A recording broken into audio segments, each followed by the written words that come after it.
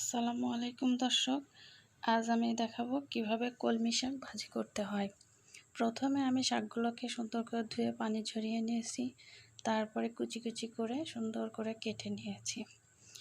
এরপরে আমি চুলাতে একটি কড়াই বসিয়ে দিয়েছি।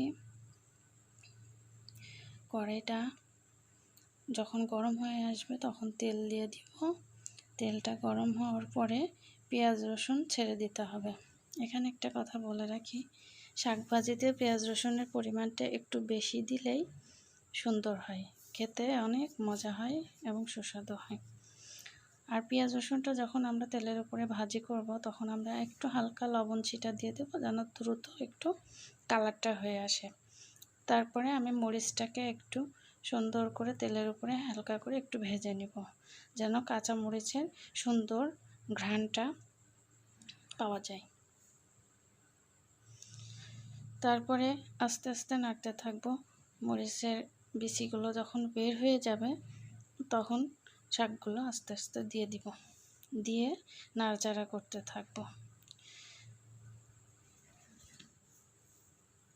শাকে অবশ্য আমি একটু মরিচটা বেশি পছন্দ করি, যার যেমন ইচ্ছা, আপনাদের যে যেমন পছন্দ করেন।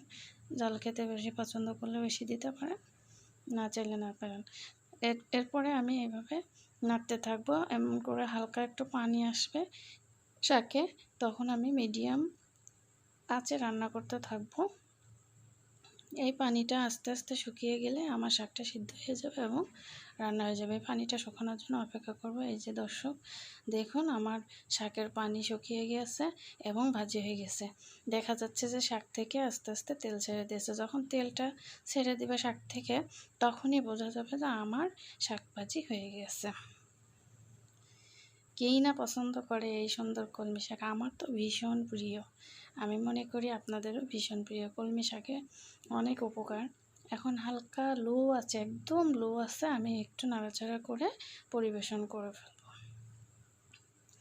এই যে হয়ে গিয়েছে আমার শাক ভাজি। এখন আমি একটা ছোট্ট বলে এটাকে পরিবেশন করতেছি। এই যে দেখুন কত সুন্দর কলমি শাক ভাজি, কত ঝটপট হয়ে গেল। আল্লাহ হাফেজ।